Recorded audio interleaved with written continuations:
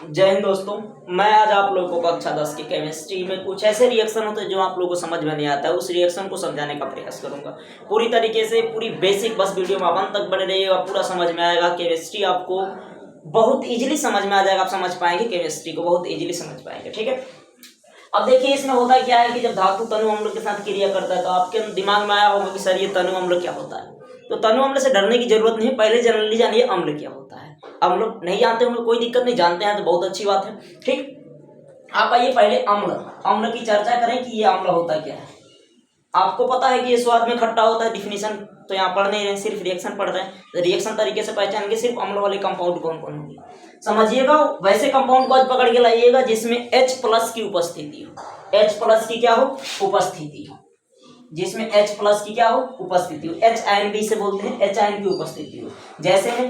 जैसे में आपका क्या आ जाएगा, HNO3, H2SO4, ठीक है, HCl, बहुत सारा आएगा। ऐसे बनाएंगे। अगर इस प्रकार से आप बनाना चाहते हैं, ऐसे नहीं समझ में आ रहा होगा ये कैसे बना है, तो पीछे जो वीडियो पढ़ा है उस वीडियो को जाकर देखिए, समझ में आ जाएगा।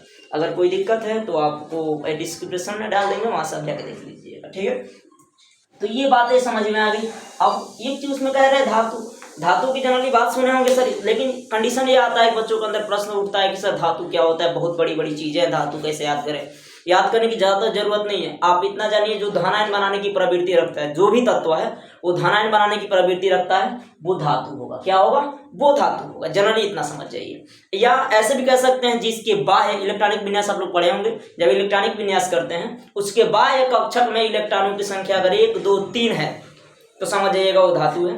अगर इससे आगे है तो वो अधातु का गुण रखेगा, जैसे 5 6 7 ऐसे है तो वो अधातु हो जाएगा। जनरली इतना समझिए। ठीक है, अगर इस पे और अधिक जानकारी लेना चाहते हैं तो कमेंट में लिखिएगा, मैं उसका वीडियो बनाऊंगा। ठीक है, तो आइए अब जब धातु हो गया वो अम्ल के साथ क्रिया, ये तनु अम्ल है, जितना भी लिखा हूं ये तीनों तनु अम्ल है। ठीक है, ये तीनों तनु अम्ल के साथ क्रिया करा कर मैं दिखाऊंगा कैसे होगा, बहुत इजीली समझ जाएंगे। जैसे मैं लिखा हूं एक धातु जिसका लिखा हूं Al का मतलब एल्युमिनियम, यहाँ लिखा हूं HNO3 मतलब हाइड्रोजन नाइट्रेट, या इसी को बोला जाता है नाइट्रिक अम्ल। इसी को क्या बोला जाता है, नाइट्रिक अम्ल, क्योंकि ये यहाँ अम्ल लेना है ना, तनु अम्ल लेना है।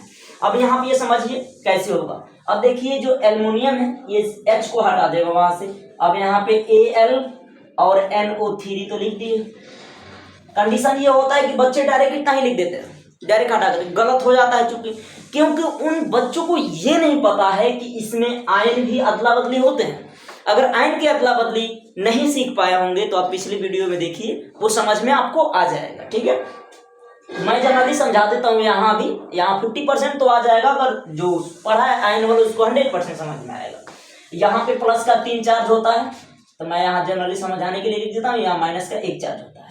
ये अपने आयनों का अदला बदली करता है, ये अपने आयनों का अदला बदली, ये अपना इसे देगा तो 1 देगा तो कोई फर्क तो नहीं पड़ेगा, लेकिन ये 3 जब आएगा तब फर्क हो जाएगा। तब यहाँ पे क्या होगा, अब कंडीशन उठती है 3 इस N को दे कि O को दे, ये तो इसके साथ परमानेंट है, तो आप ये ऐसे ब्रैकेट करके यहाँ 3 दे देंगे, ये हो जाएगा होल थ्राइस, पढ़ेंगे Al2NO3 का होल थ्राइस। बात समझ में आ गई। ठीक, फिर आगे बढ़ते हैं। अब देखिए इसमें से H बाहर आएगा तो एक अकेले H नहीं जाएगा, H2 के रूप में जाएगा, चूंकि H2 गैस के रूप में यहाँ क्या हो गया, बाहर हो गया। अभी भी ये रिएक्शन सही नहीं है, क्यों, क्योंकि जब तक रिएक्शन को हम संतुलित नहीं करेंगे तब तक सही नहीं होगा। अब देखिए संतुलित कैसे करेंगे, इधर Al कितना है, 1 है, इधर Al की 1 है, ये तो मैटर बन जा रहा है, कोई दिक्कत नहीं है। यहाँ पे H की संख्या 2 है, लेकिन यहाँ पे H की संख्या क्या है, 1 है, ये तो मैटर बन गई। लेकिन यहाँ पे NO3 3 है, यहाँ पे NO3 1 है, यहाँ पे दिक्कत हो रही है। तो पहले हम यहाँ से संतुलित करना चालू करेंगे। अगर Al को हम 2 दे दें, Al 2, तो इधर भी 2 कर देंगे, 2 करेंगे तब ये बराबर होगा, ऐसे नहीं हो पाएगा। अब यहाँ करेंगे तो ये NO3 कितना हो गया, 2 3 6 हो गए, तो यहाँ पे H की संख्या अब 6 रखेंगे तो NO3 6 हो गया। अब H की संख्या इधर कितनी हो गई, 6 हो गई, H की संख्या कितनी हो गई, 6 हो गई। अब इस 2 में किससे गुणा कर दे, तो 3 से। अब देखिए समीकरण क्या है आपका, बैलेंस है। थोड़ी सी बैलेंस में अगर आपको प्रॉब्लम आती है तो आप कमेंट सेक्शन में लिखिए सर बैलेंस में प्रॉब्लम आ रही है, वो बैलेंस पर मैं वीडियो पूरा बना दूंगा, पूरी रिएक्शन 100% आपको बैलेंस समझ में आ जाएगा। फिर आगे आते हैं। अब सोडियम के साथ ले लीजिए, HNO3 को ही लीजिए सोडियम के साथ। सोडियम भैया आप आ जाइए HNO3 के साथ। जब ये HNO3 के साथ क्रिया करेगा सोडियम, अब यहाँ पे देखिए सोडियम जाके H को हटा देगा। अब यहाँ पे क्या हो जाएगा, H तो हट जाएगा ना वहां से, H जब हट जाएगा तो क्या बनेगा, NaNO3 प्लस ये H2 के रूप में बाहर आएगा। लेकिन आपको समझ में नहीं आ रहा सर ये कैसे बाहर आ गया सर। अब सर यहाँ पे 2 वगैरह तो नहीं आया, क्यों नहीं आया, प्रॉब्लम यही उठती है। अब जब ये Na जाया, H को तो हटाया, लेकिन Na पर भी प्लस का एक चार्ज होता है, इस पे माइनस का एक चार्ज होता है। लेकिन आपके अंदर कंफ्यूजन उठती है, सर आपको ये पता कैसे चल पाता है कि इस पे चार्ज 1 है 2 है। तो आप कमेंट में लिखिए, मैं उसको इस वीडियो में तो पॉसिबल नहीं है कि इसको बता पाना कि ये कैसे आते हैं, तो आपको समझाने का मैं प्रयास करूंगा। 100% आपको समझ में आ जाएगा। पीछे आगे वीडियो लेक्चर बताइएगा, उसमें मैं समझा दूंगा इसे। अब यहाँ पे मतलब सेम चार्ज है, 1 प्लस 1 माइनस, ये हट जाएगा, कोई दिक्कत नहीं होगा। तो यहाँ पे इसलिए यहाँ पे 2 वगैरह कुछ नहीं आया है, ये कैंसिल हो गया। ये H आएगा तो ये अकेले नहीं जाएगा, ये गैस के रूप में जाएगा, तो H2 के रूप में। ये तीर का निशान का मतलब वहां गैस है, या G लिख देता तो भी चलता, यहाँ पे तीर का निशान का मतलब गैस है। अब यहाँ पे जनरली आप ये समझिए, ये संतुलित नहीं है, अभी भी कोशिश कीजिए आप संतुलित करने का। अब यहाँ देखिए Na एक है, Na एक है, NO3 एक, NO3 एक है, लेकिन यहाँ पे देखिए H कितना है 2, लेकिन यहाँ पे H कितना है 1, तो यहाँ पे 2 लिख दीजिए। अब 2 वहां लिखते एक प्रॉब्लम बढ़ गई, NO3 2 हो गया, तो NO3 को 2 बनाइए, तो यहाँ भी एक प्रॉब्लम बढ़ गई, Na 2 हो गया, तो Na को 2 दे दीजिए। देखिए समीकरण आपका बैलेंस है, ठीक। तो आप अगला आप कोशिश कीजिए इन सब के साथ बनाने का। कोई भी प्रॉब्लम होती है कमेंट आपका है, उसमें लिखिए, बताइए, मैं उसका प्रॉब्लम का सलूशन जरूर करूंगा आपकी प्रॉब्लम का, ठीक है। फिर आगे बढ़ते हैं। जब अम्ल क्षार के साथ क्रिया करता है, अब कहेंगे सर आप तो अम्ल की मैटर बता दिए, यह चाहे उपस्थिति होगी, लेकिन सर अब क्षार का भी मैटर बता दीजिए, इसकी उपस्थिति से क्या बनेगा। इसमें भी थोड़ी सी प्रॉब्लम आ गई। प्रॉब्लम नहीं है यार, प्रॉब्लम नहीं आएगी, बस मैं हूं ना, आप ट्रस्ट कीजिए, पढ़िए, अंत तक देखिए, 100% आपको केमिस्ट्री आएगी ही आएगी, रिएक्शन आएगी ही आएगी।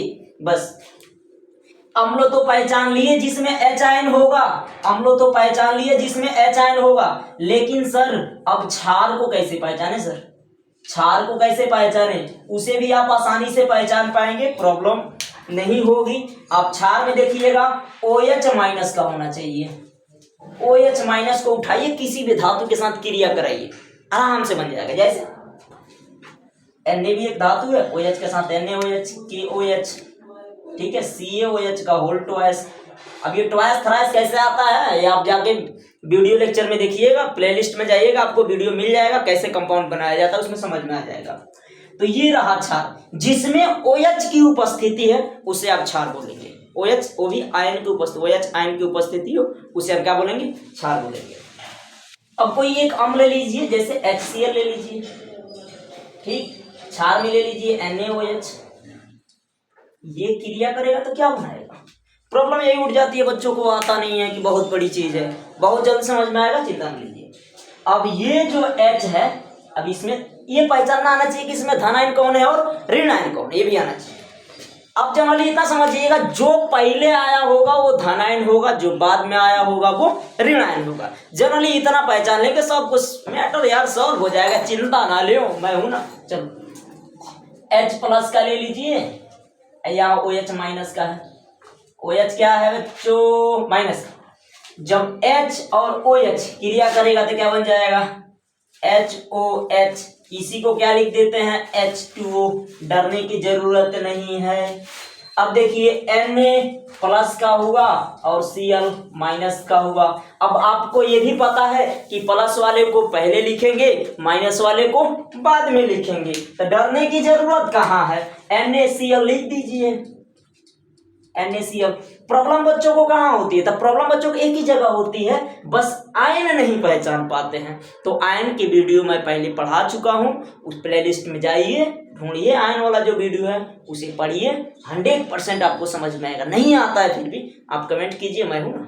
चलिए अब H2SO4 को लीजिए प्लस, अब ले लीजिए यहाँ पे KOH,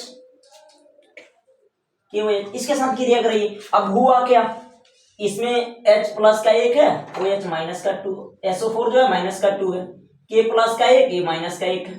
अब क्या करेंगे, इसमें भी तो अदला बदली करिए, इसका प्लस, अब ये 2 इसके साथ तो परमानेंट है नहीं, किसके वजह से आया है, तो ये वाला 2 यहाँ गया था, अब चला गया, अब तो आपके अंदर आ रहा ऑप्शन, ये तो हट जाना चाहिए ना। अगर एक बार कुछ टूट जाए बांधने के बाद गांठ तो लगना ही लगना है, पहले के जैसे तो नहीं होगा ना। तो बात वही है, ले लिया तो पहले की तरह तो नहीं दिखाई देगा, उसमें गांठ तो पड़ेगा, बात वही है। जब यहाँ पे ये H इस OH के साथ आएगा तो HOH कहिए या H2O कह लीजिए मन करे तो, ठीक, दोनों में कोई भी लिख सकते हैं, ये नहीं कि दोनों लिखिए, एक ही लिखिएगा, ठीक है। अब देखिए यहाँ पे K प्लस का 1, SO4 माइनस का 2, अदला बदली करेगा तो ये इसके पास जाएगा तो क्या हो जाएगा K2SO4। ये बात समझ में आ गई, मुझे उम्मीद है कि बात समझ में आई होगी, नहीं आई कोई दिक्कत नहीं। प्लस का आपको बताया गया, प्लस के चार्ज वाले को पहले लिखिए, माइनस वाले को बाद में लिखिए। अगर ये आप नहीं देखे हैं तो वीडियो जाइए प्लेलिस्ट से देखिए, मैं बार बार कह रहा हूँ, अब नहीं कहूँगा, ध्यान दीजिए इधर। ये प्लस का चार्ज, ये माइनस का, अगला बदली करेगा तो K2SO4 है तो SO4 आ गया, ये बन गया, तो ये आपका लवण है, ये आपका क्या है, जल है। ये बात समझ में आ गई होगी आपको, मुझे उम्मीद है कि आप समझ पाएंगे। अब यहाँ भी सर आप एक प्रॉब्लम ला दिए, धातु ऑक्साइड क्या होता है, तो यहाँ पे 2 लोग आएंगे, एक आएगा धातु, एक आएगा ऑक्साइड। अब ऑक्साइड क्या होता है, धातु तो अलग अलग आ जाएंगे, लेकिन ऑक्साइड एक ही रूप में आएगा, वो भी O-2 के रूप में आएगा, ठीक, O-। अब देखिए क्या होता है, वो भी समझ में आ जाएगा, जब ये आ गया तो ये भी आ जाएगा। इसमें और आप लिखिए, प्रैक्टिस कीजिए, प्रॉब्लम है पूछिए, आप जितना मन करे उतना पूछिए, बस डाउट आपका क्लियर हो जाना चाहिए, मेरा मकसद यही है, ठीक। अब आइए यहाँ पे धातु को अभी बताए थे, यहाँ पे जो धन आने वाले हैं धातु में, जनरली भी तो बताया था। ऑक्साइड O-2 वाले, O-2, इसी को तो ऑक्साइड बोलते हैं। माइनस का चार्ज 2 होता है इस पे, इलेक्ट्रॉनिक विन्यास करते हैं तो बाह्य कक्षक में कितने इलेक्ट्रॉन, 6 इलेक्ट्रॉन होते हैं इसके, 2 की कमी है इसलिए इस पे 2 का माइनस आ जाता है, ठीक है। नहीं समझ में आया होगा कमेंट करिएगा, मैं बताऊंगा वो चार्ज कैसे आता है। अब इतनी बात समझ गया होंगे। अब कोई भी धातु ले लीजिए, जैसे Na ले लीजिए, K ले लीजिए, Al ले लीजिए, Ca ले लीजिए, सब तो सब धातु ही है ना, धातु है। अब इसको लेके क्रिया कराएंगे, आप बताइए क्या बनेगा, बोलिए, बोल के पढ़ना है। जब कंठ से निकलेगी आवाज, यानी मुख से निकलेगी आवाज, तभी तो कुछ सुनोगे आप, तब। अरे मुंह की तरह पढ़ने से कोई फायदा नहीं है, आप सो के देख रहे हो कोई फायदा नहीं है, सिर्फ वीडियो तक ही सीमित हो आप, उसके आगे आपके माइंड में नहीं रहेगा। ये लिख के पढ़ोगे तो आपको याद भी होते रहेगा, आपका नोट्स भी बन जाएगा, ठीक है। ये करेंगे तो यहाँ पे देखिए, इसका प्लस का 1 चार्ज होता है, इसका प्लस का 1, इसका प्लस का 3, इसका प्लस का 2 चार्ज होता है। ये चार्ज पता करना है तो पीछे वीडियो में जाइए। अब यहाँ पे हो जाएगा Na2O, ये अदला बदली तो करेगा, ये भी अदला बदली करेगा तो क्या हो जाएगा K2O, ये भी अदला बदली करेगा तो Al2O3 आ जाएगा, ये भी अदला बदली क्यों, ये समान है तो हट जाएगा, CaO हो जाएगा। ये सब क्या है, धातु ऑक्साइड। जिसमें केवल धातु और केवल ऑक्साइड हो उसे हम क्या बोलेंगे, धातु ऑक्साइड बोलेंगे। अम्ल की चर्चा आपसे हो चुकी है, इसलिए इसमें कुछ नहीं कहेंगे। धातु ऑक्साइड में से जौनिक मन करे तौनिक उठा लीजिए, आप Na2O ले लीजिए, प्लस अम्ल में लीजिए HCl ले लीजिए, कराइए क्रिया भाई। इसका प्लस चार्ज इसके Cl के साथ करेगा तो क्या हो जाएगा NaCl। आपके अंदर प्रॉब्लम आ गई सर ये 2 कहाँ गया सर, भाई मैं बार बार बता रहा हूं कि ये 2 इसके साथ नहीं है, ये अदला बदली करके ये वाला यहाँ गया है। अब यहाँ देखिए ये जाएगा तो इसके पास माइनस का 2 है, इसके पास प्लस का 1, तो ये क्या हो जाएगा H2O अर्थात जल। नहीं समझ में आया, देखिए Na को उठाइए तो 2 तो परमानेंट नहीं है, Na प्लस का 1 चार्ज होता है, इसमें का माइनस वाला उठाइए Cl माइनस का, देखिए बनेगा क्या NaCl बना। ये उठाइए H प्लस का उठाइए, O माइनस का 2 उठाइए, क्योंकि पहले बार बार मैं बताया हूँ कि प्लस वाला आगे रहेगा माइनस वाला पीछे रहेगा।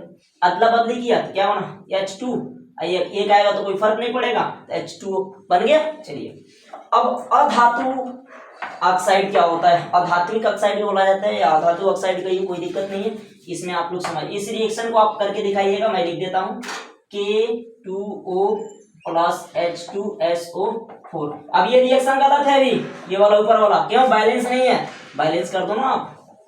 यहाँ Na कितना हो गया 2, इधर Na कितना हो गया 2।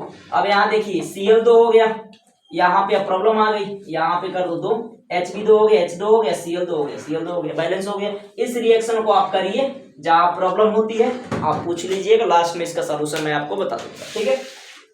अब अधातु क्या होता है सर? अधातु ऑक्साइड के साथ क्रिया करता है, जैसे SO2 सल्फर अधातु है, ठीक है। और जैसे CO2 ये अधातु है, ये क्रिया करेगा क्षार के साथ। तो क्षार के बारे में बता चुका हूं आपको, जिसमें OH की उपस्थिति होगी वो क्षार होगा, OH की उपस्थिति वाला क्या होगा? क्षार होगा। जैसे NaOH आ गया, ठीक है। यहाँ पे ले लीजिए KOH ले लीजिए, सब के सब क्या है? क्षार है। ये इसके साथ क्रिया करेंगे तो क्या बनाएंगे? अब देखिए लवण और जल ही बनाएंगे, और तो कुछ बनेगा नहीं। तो देखिए यहाँ पे Na जो है, इसमें से एक O पहले उठा लीजिए, यहाँ से एक O ले लीजिए, यहाँ से एक हो जाएगा तो SO3 हो जाएगा, SO3 हो जाएगा। जब वहां पे एक हो गया तो Na2SO3। अब SO3 का माइनस का चार्ज कितना होता है? 2 का होता है, इसका प्लस का चार्ज 1 का होता है, सल्फ्यूरिल होता है। क्या होता है? सल्फ्यूरिल। अब यहाँ पे देखिए, अब ये हुआ तो आपको प्रॉब्लम नहीं है कि सर ये 3 कहाँ से आ गया? इसमें से एक हो गया, इसके तो कितने हो गए? 3 हो गए, तो इसका माइनस का 2 चार्ज, ये अदला बदली किया। अब यहाँ पे देखिए बचा हुआ है OH, तो सिर्फ OH जाएगा नहीं। अब कहेंगे सर O गया है, लेकिन नहीं, अभी भी प्रेजेंट है यहाँ पे, ये बन जाएगा H2O। अब प्रॉब्लम आएगी सर बना कैसे? अब बैलेंस करेंगे, इसी वजह से इसमें बैलेंस की आवश्यकता थी। नहीं समझ में आया? देखिए इसमें से एक O इसके पास गया तो SO3 हो गया।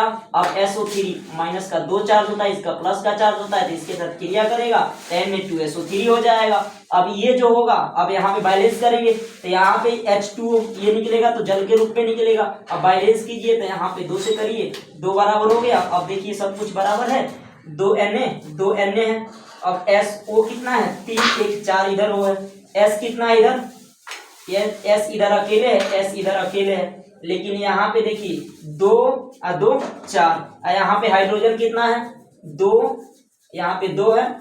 अब देखिए यहाँ पे बैलेंस करिए, अब यहाँ पे हाइड्रोजन की संख्या कितनी हो जाएगी?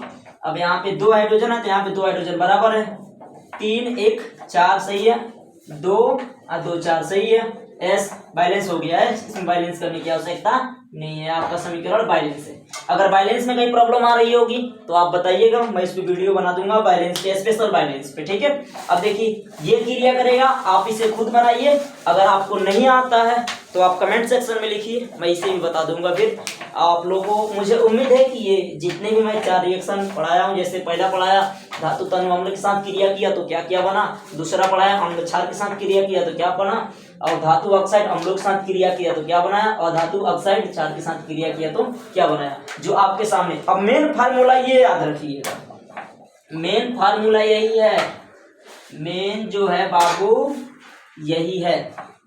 ये वाला अगर आपको याद रहेगा तो कुछ भी बना लेंगे, बस ये वाले जो पढ़ाए हैं ये आपको पता होना चाहिए, क्योंकि मेन जो आपके फार्मूले हैं यही है। ये आपको यदि पता होगा तो आप हर एक चीज बना लेंगे, ठीक है। यदि आपको इसमें कोई प्रॉब्लम है तो कमेंट आपका है, कमेंट में लिख दीजिए, मैं उसको रीड करूंगा, आपके हिसाब से मैं अगला वीडियो अपलोड करूंगा, ठीक है। Okay, thank you.